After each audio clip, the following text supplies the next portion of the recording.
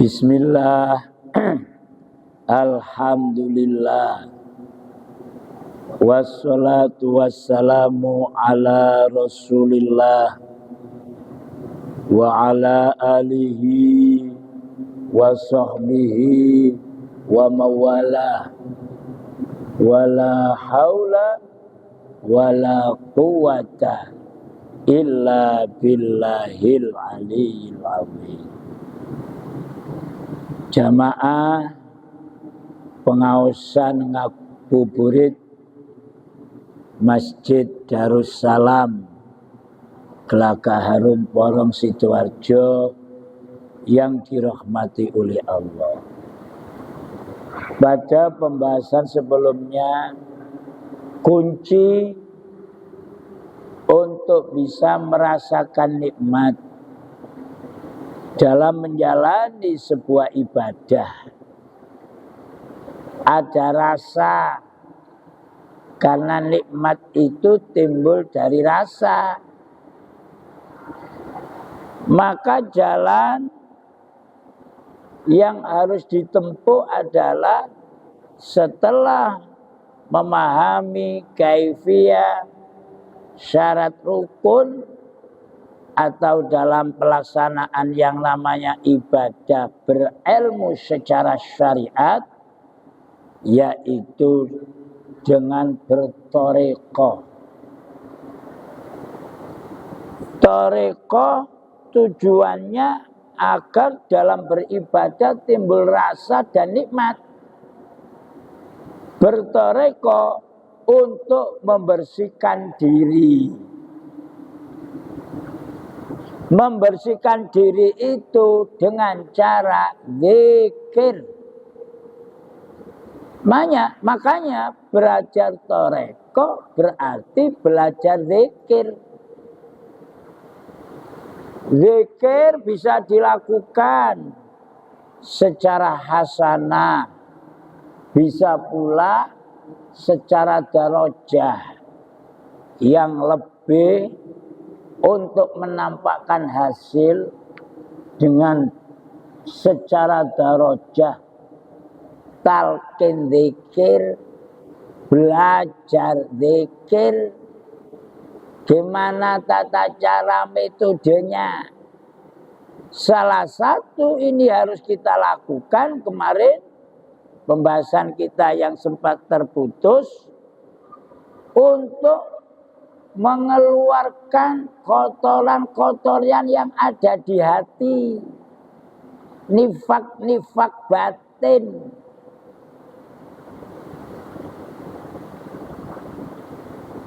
Allah Subhanahu wa ta'ala menganugerahkan kepada diri kita yang namanya insan, diilhami dua hal. Fa'alhamaha fujuraha wa taqwaha. Mana yang mau tampil dominan?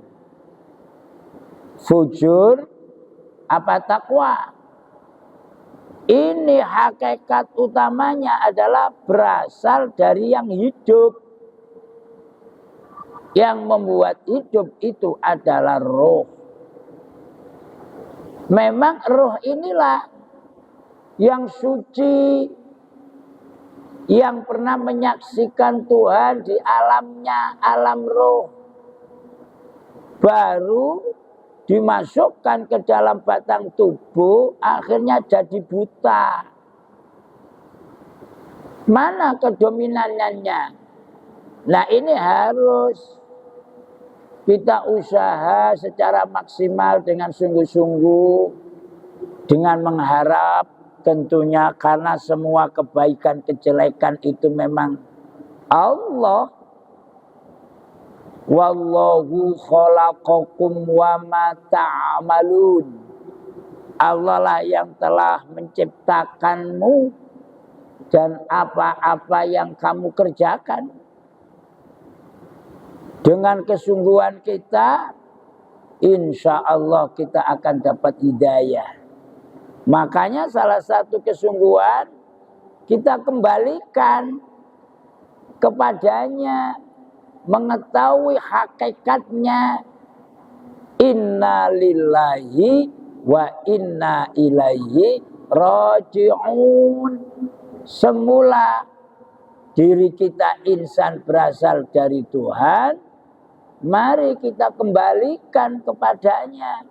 Dan kembalinya jangan menunggu berpisah, sekarang. Makanya untuk menuju pengembalian, agar mampu memandang ke asal muasal, bahasanya basiroh, kita bimbing, kita bersihkan dengan zikir. Karena roh yang masuk ke dalam batang tubuh ini akan bertajalli, berubah-ubah istilah. Bisa menjadi sombong. Sinten sing sombong? Ya mergo mari dikei roh insane dadi sombong. Sapa sira sapa ingsun. Kemarin secara keilmuan sudah saya jelaskan.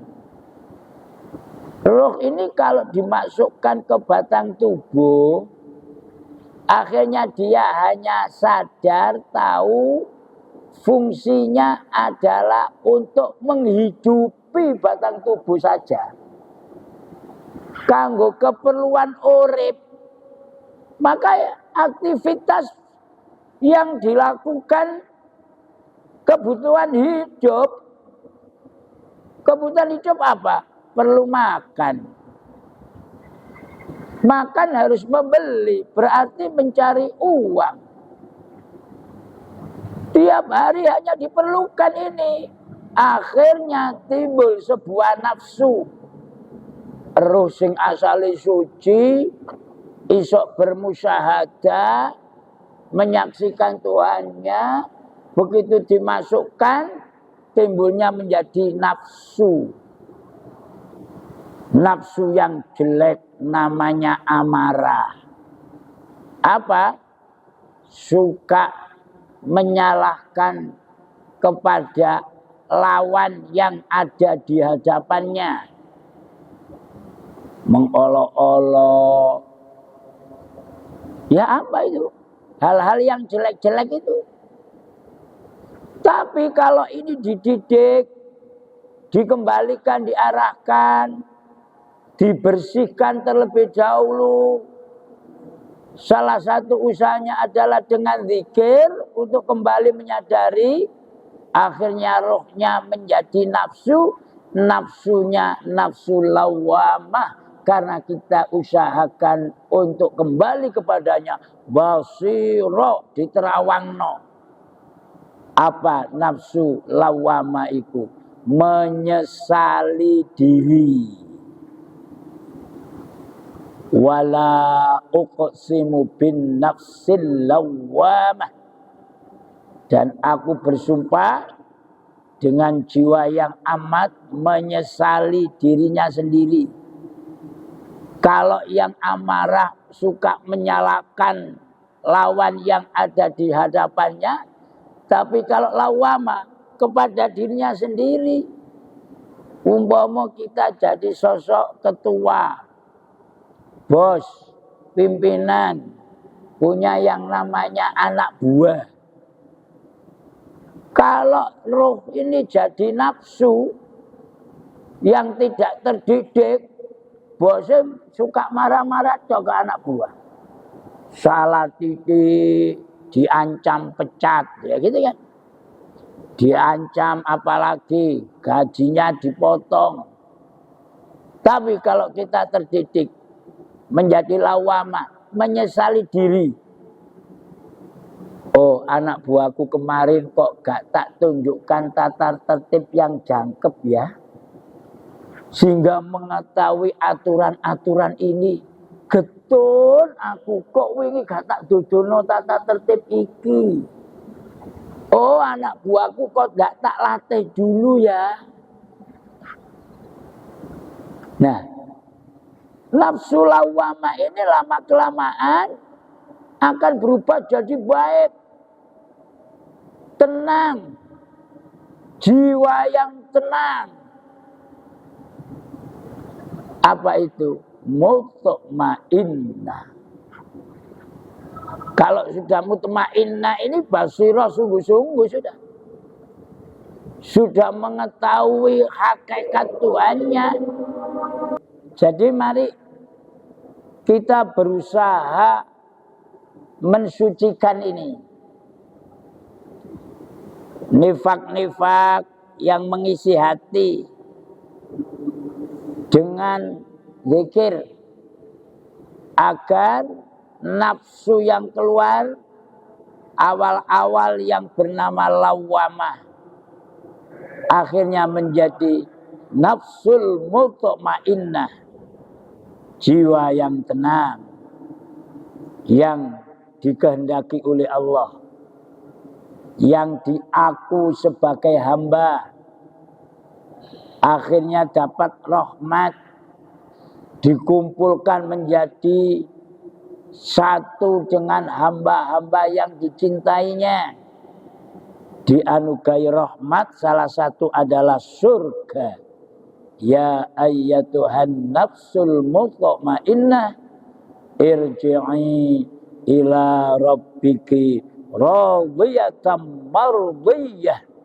Allah ridha, fadkhuli fi ibadi, maka masuklah ke golongan hamba-hambaku yang mengaku mengatakan hamba Allah, bukan diri insan sendiri.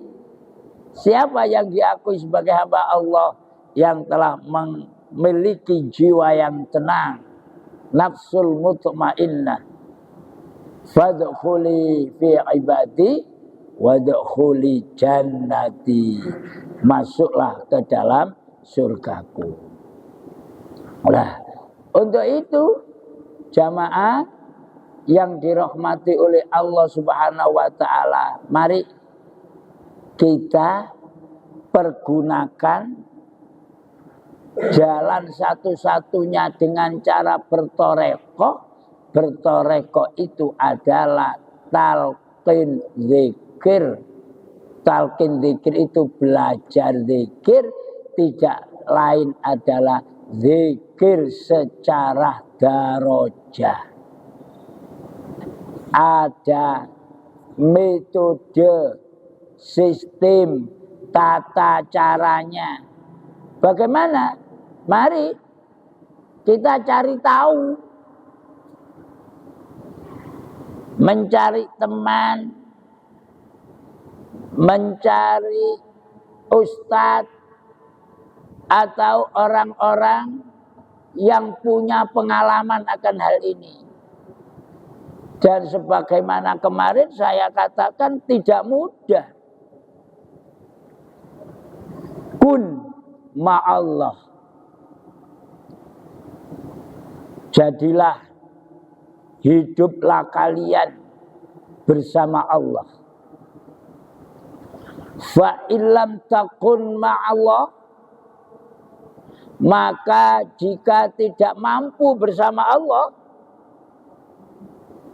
kun ma'a man kana ma'allah, cari orang-orang yang pernah punya pengalaman, punya jalan, merasakan kebersamaan dengan Allah. Fa innahu yusiluka ilallah, karena sesungguhnya dia telah berhasil merasakan nikmatnya hidup bersama dengan Allah Subhanahu wa ta'ala. Maka kita harus menyempurnakan ilmu kita. Tidak hanya belajar tata cara ibadah, syariat meningkat sampai bisa merasakan sebuah kenikmatan Secara pribadi awal-awal dulu saya tanda tanya. Walaupun kondisi saat ini jujur belum berada pada makom yang sempurna, merasakan yang namanya nikmat. Bareng-bareng kita belajar, bareng-bareng cari guru yang punya pengalaman akan hal ini, agar kita bisa merasakan nikmat. Derek, nikmat itu timbul berasal dari rasa. Rasa itu akan terjadi dari isinya. Isi ini akan dapat kita peroleh melalui kulit. Berarti ada 4. Kulit dikupas, dalamnya ada isi. Isinya dikecapi, dimakan, akhir keluar rasa. Rasa akan timbul nikmat. Jenengan nek tumbas duren niku pados nopo? Halo? Ayo, beli apalah buah itu, yang dicari apa? Rasa. Akhir dari rasa apa? Nikmat. Nikmat. Nah, untuk itu kupas kulit, belajar fikih, syariat untuk memelihara batang tubuh. Nggih pun mandek niki tok. Sudah dikupas kulitnya, selesai. Jujur tidak pernah kita merasakan nikmat. Hanya mengupas kulit tok. Makan isinya. Naik thariqah. Itu masuk isi. Belajar zikir. Untuk memelihara ngerekso hati. Setelah itu dimakan isinya, baru keluar yang namanya rasa. Inilah hakikat.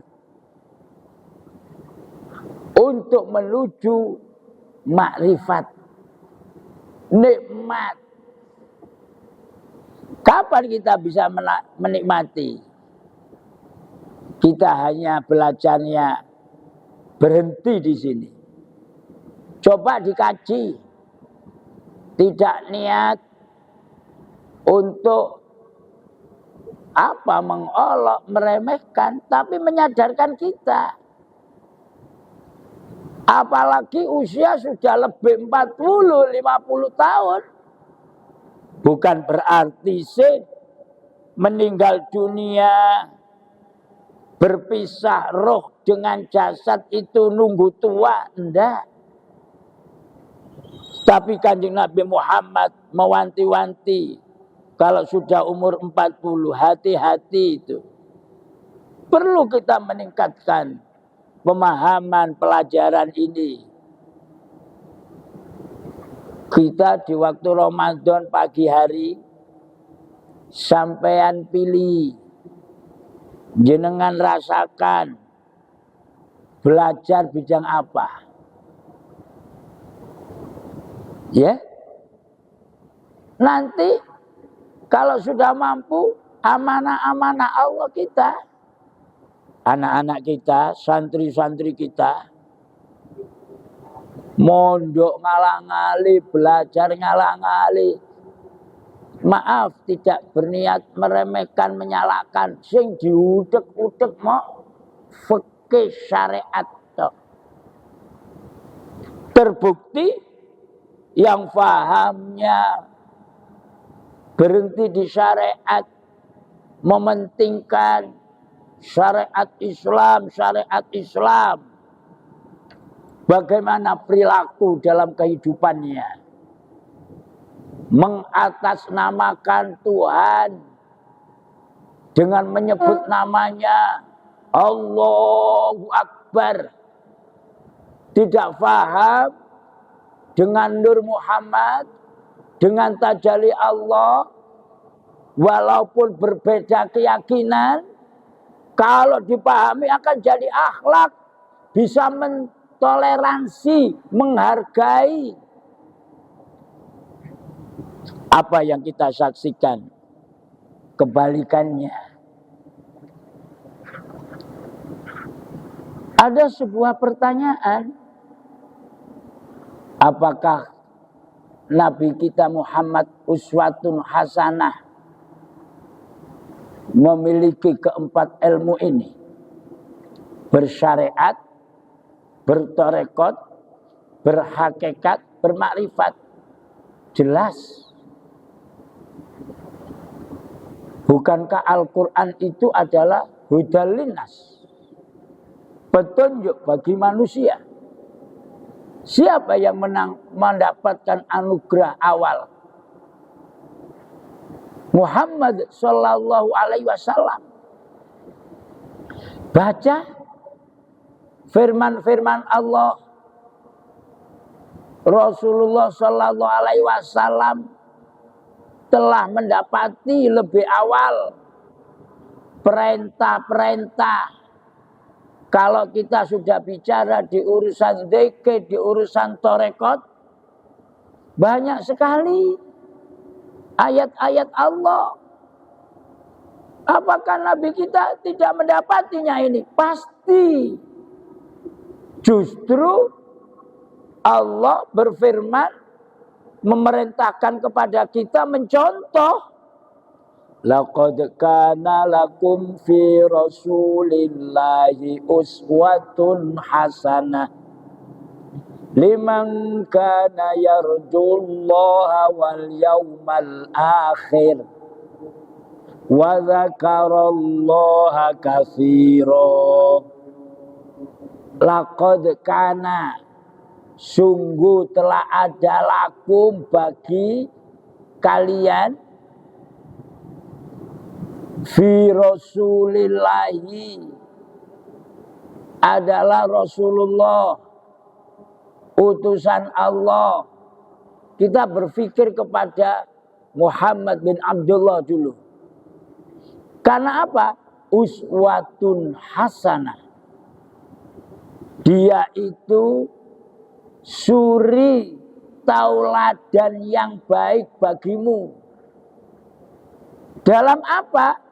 Liman kana yarjullah, yaitu bagi orang-orang yang mengharap rahmat Allah. Untuk menggapai rahmat Allah bagaimana caranya? Berarti baginda kita Muhammad itu jangkep dalam meniti keilmuan, bahkan beliau berbeda dengan kita umatnya. Kalau Kanjeng Nabi Muhammad karena maksum, langsung tauhid sudah tergapai terlebih dahulu.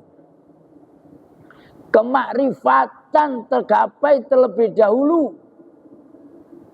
Makanya 23 tahun mendapat tugas untuk mentauhidkan manusia.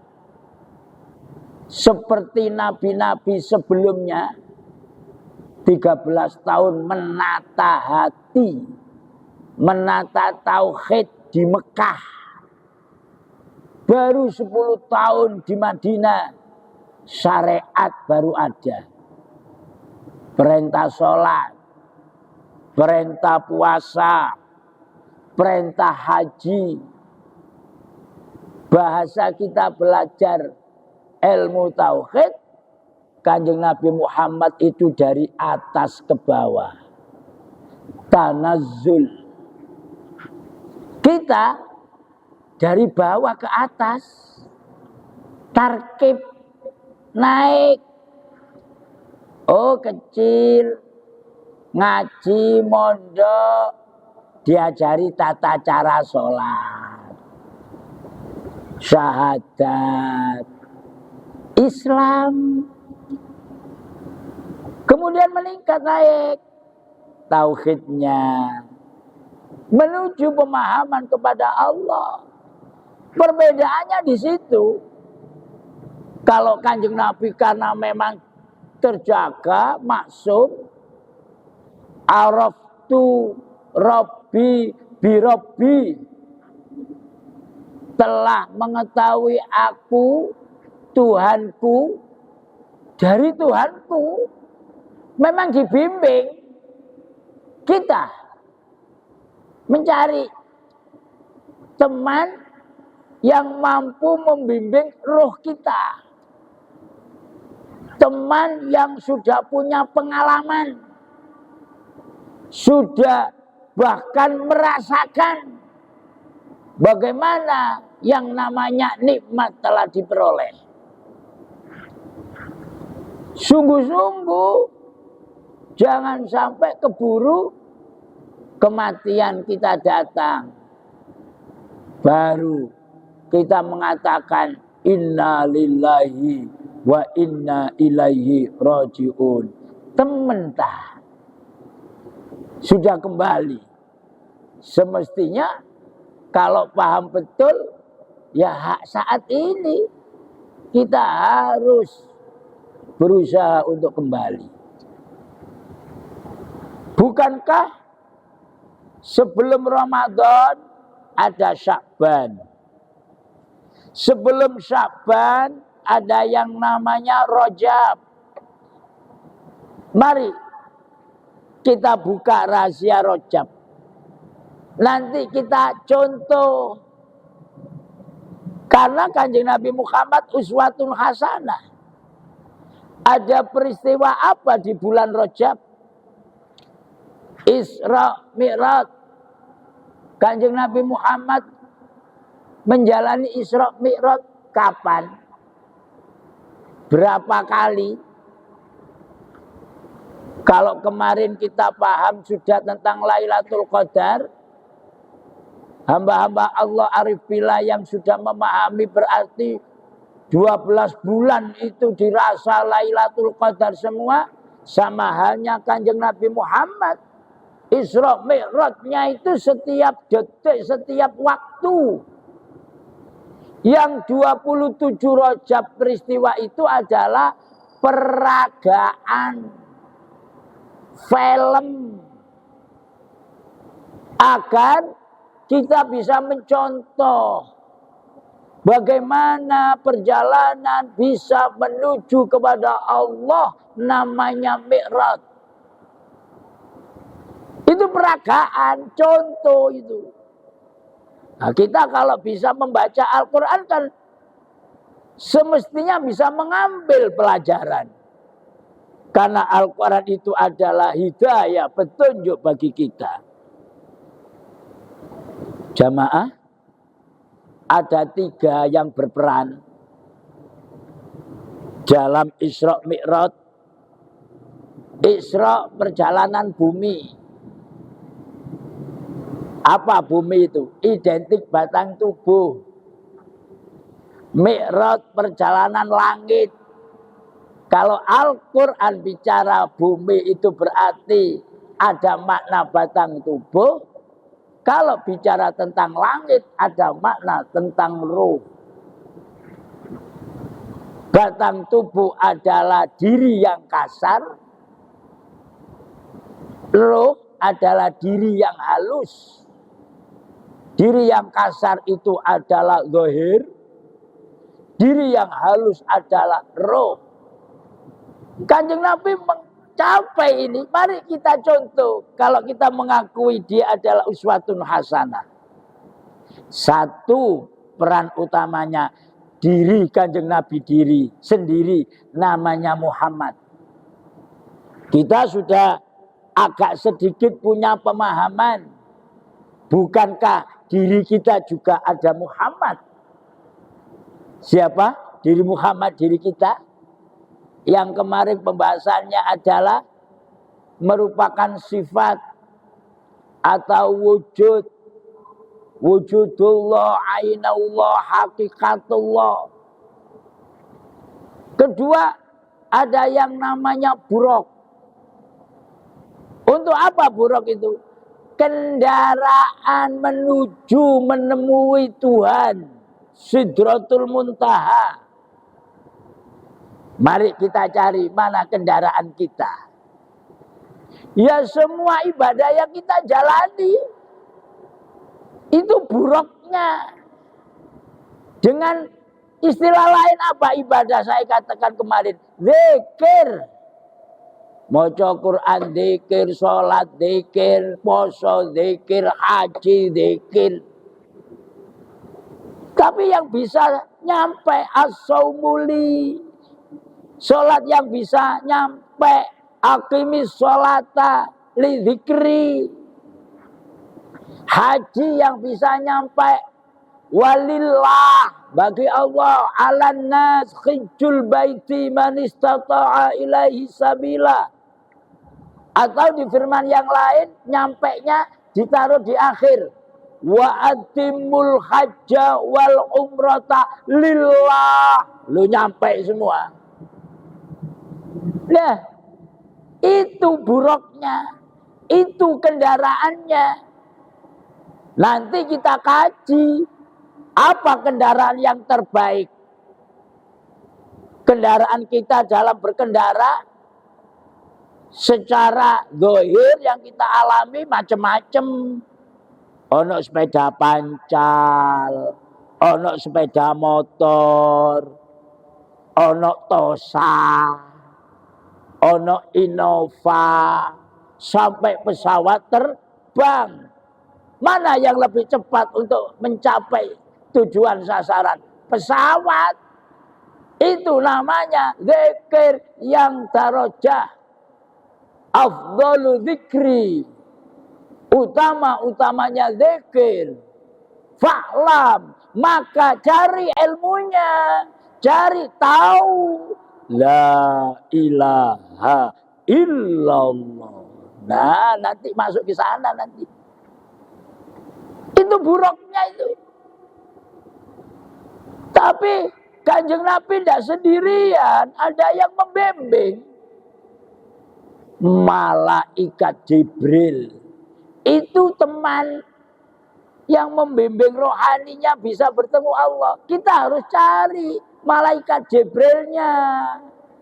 Makanya dalam apa itu, bukan hadis yang saya sampaikan tadi ya, kun ma'allah, hiduplah bersama, itu qaul ulama arif billah. Cari teman yang punya pengalaman, kita jadikan Jibril. Cari ustadz, cari guru, cari mursyid. Karena dia punya pengalaman sudah. Memang yang bertemu merasakan nikmat itu diri sendiri.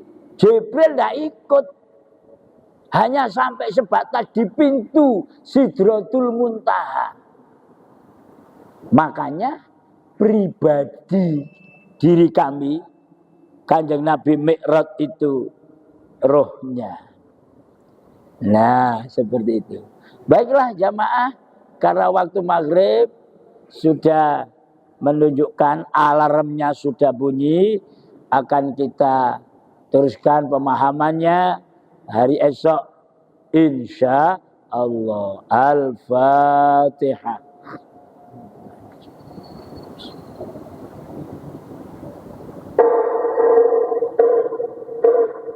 Bismillahirrahmanirrahim.